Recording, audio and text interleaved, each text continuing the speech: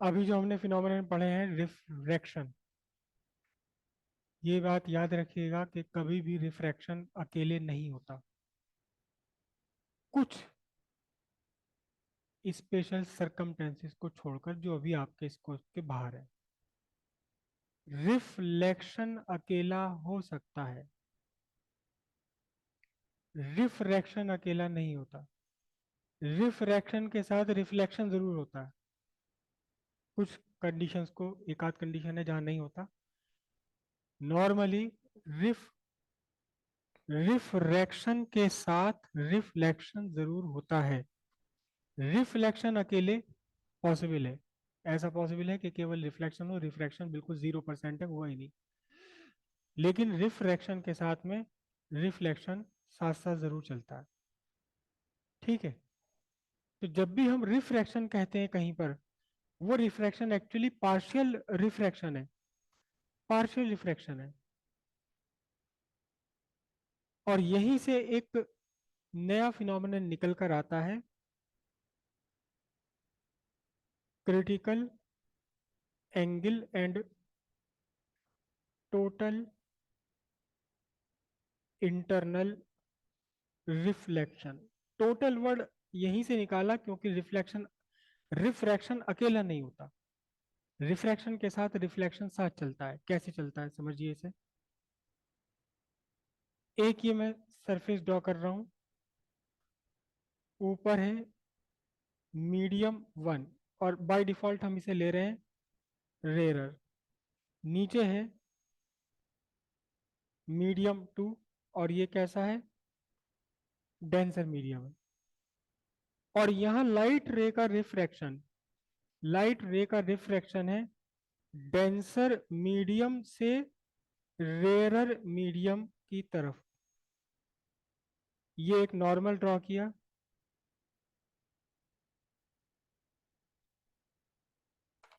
Light ray incident है कहां से,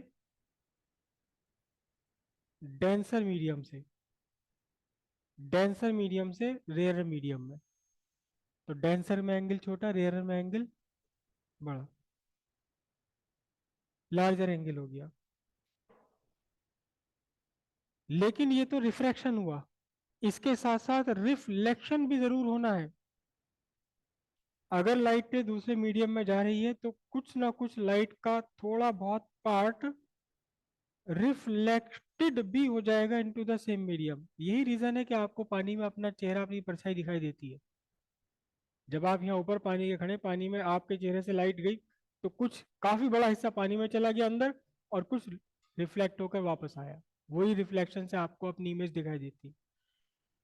और ये जो रिफ्लेक्टेड लाइट रे है, ये रिफ्लेक्टेड लाइट रे, इस रिफ्लेक्टेड लाइट रे को रिफ्रैक्टेड लाइट रे से कोई मतलब नहीं है।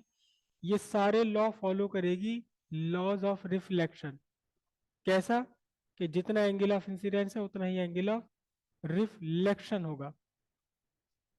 अगर आप लाइट को थोड़े और बड़े एंगल पर इंसिडेंट करा दें, थोड़ा और बड़ा एंगल पर आपने इंसिडेंट कराया, तो रेयरर मीडियम में एंगल ऑफ रिफ्रैक्शन थोड़ा और बढ़ जाएगा, क्योंकि आपने एंगल ऑफ इंसिडेंस बढ़ा दिया है।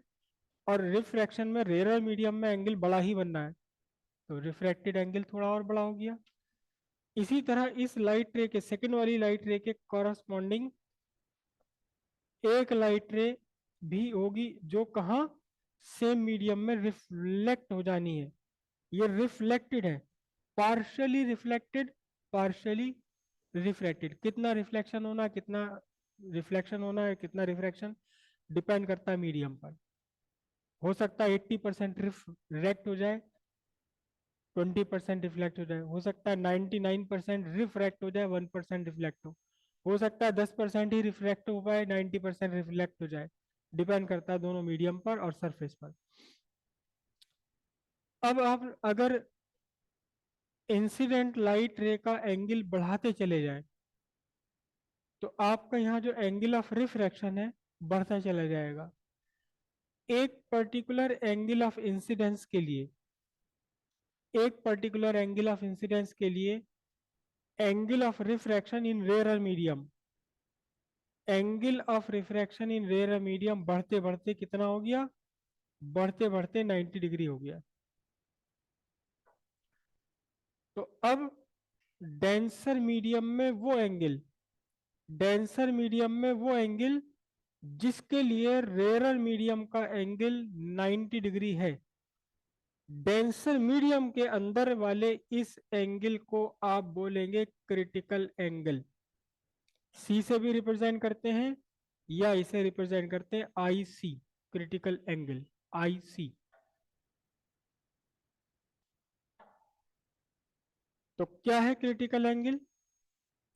The angle of incidence in denser medium for which angle of refraction in rarer medium is a right angle is called critical angle for the given pair of media। दोनों में से कोई एक medium बदल जाएगा, इस क्रिटिकल एंगल की value बदल जाती है। अब इस तीसरी वाली लाइट रे के कॉरस्पॉन्डिंग भी क्या होगा, रिफ्लेक्शन होना है। जो लाइट रे रिफ्लेक्शन के सारे लॉज फॉलो करेगी, इसमें से 80% रिफ्रैक्ट हो गया और 20% रिफ्लेक्ट हो गया। अब जो रिफ्रैक्टेड रे है, ये दोनों मीडियम के सेपरेशन से लग कर चलती है।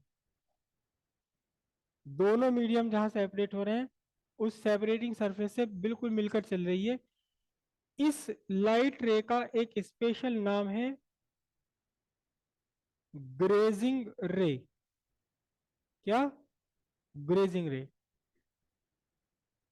अब आपने angle of incidence denser medium का और भी बड़ा कर दिया, यानी आपने पहले यहाँ लाइट मारी टॉर्च की, फिर टॉर्च को ऐसे कर दिया, टॉर्च को ऐसे कर दिया, टॉर्च को ऐसे कर दिया।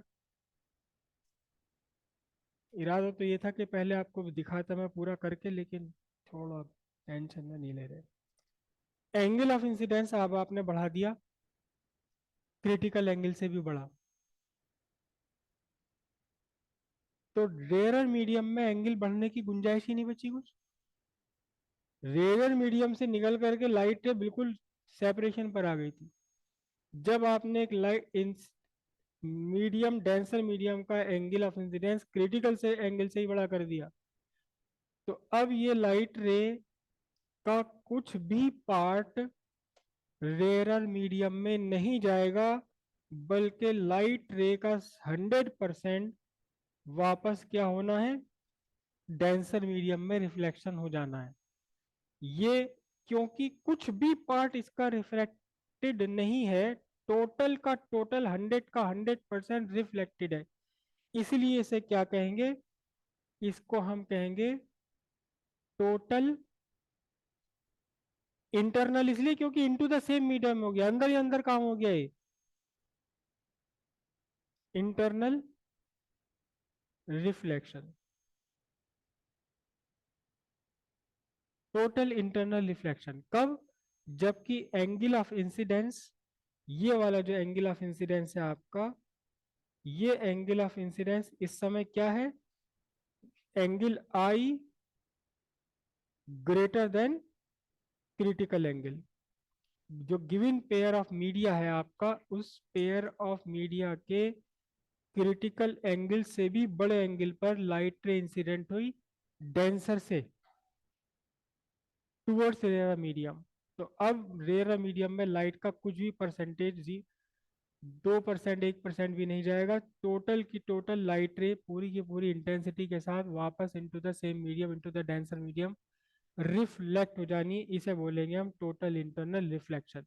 इस लाइट रे का नाम होगा, इस वाली लाइट रे का, totally internal reflected light ray. Totally internal reflected light ray phenomenon है टोटल इंटरनल रिफ्लेक्शन। ठीक है, हेडिंग डालिए critical angle and total internal reflection. Heading डालिए critical angle, the angle of incidence in denser medium for which the angle of refraction in rarer medium is a right angle is called critical angle for the given pair of media। Next hand डालिए, total internal reflection, when a light ray from denser medium towards rarer medium is incident at an angle greater than critical angle for the given pair of media, comma, it get totally reflected back into the denser medium. There is no refraction into the rarer medium. The phenomenon is called total internal reflection. Next heading लिखिए, conditions for total internal reflection. Exam में कई बार ये 1 number या 2 number में पूछा गया question, 10 bar. Condition for total internal reflection, पहली condition क्या है?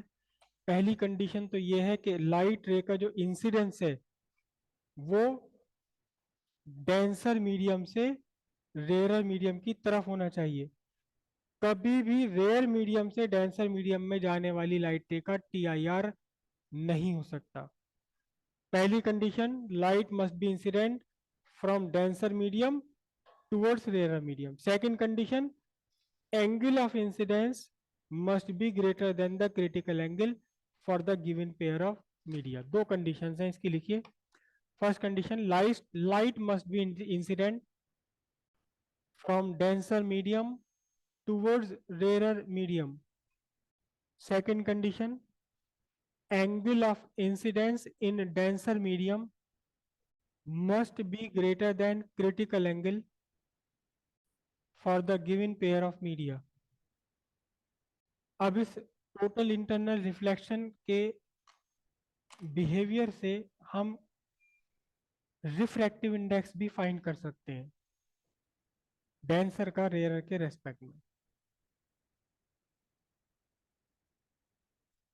ये आपका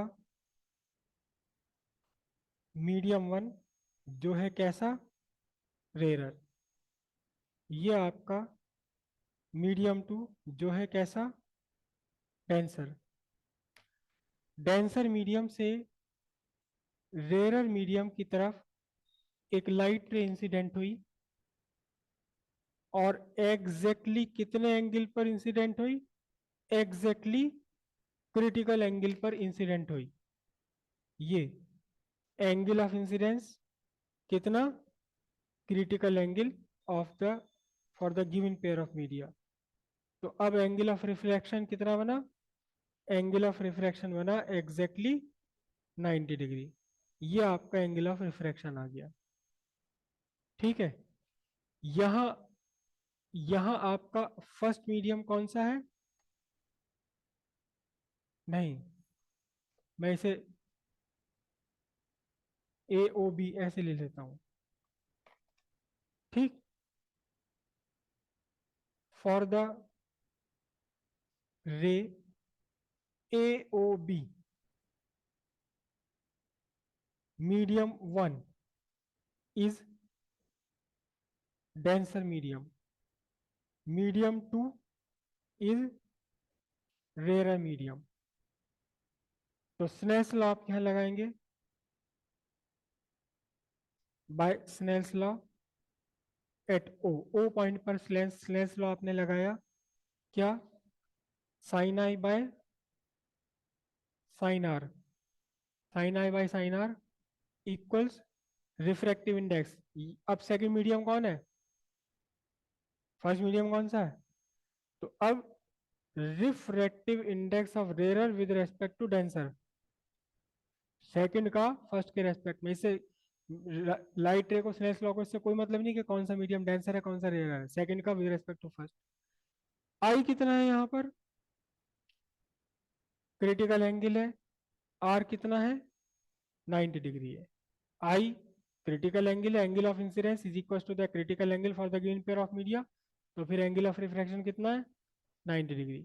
तो अब आपका ये क्या बन गया, refractive index of rare with respect to denser. Simple सी बात है, refractive index of rare with respect to denser कितना है, साइन आई सी। लेकिन अक्सर हमें रिप्रेजेंट करना होता है refractive index of denser with respect to rare, तो कितना बनेगा 1/sin IC, या फिर इसे आप कन्वर्ट कर दें तो क्या बन जाएगा ये cosec IC. This is the relation between refractive index and the critical angle for the given pair of media. कीजिए.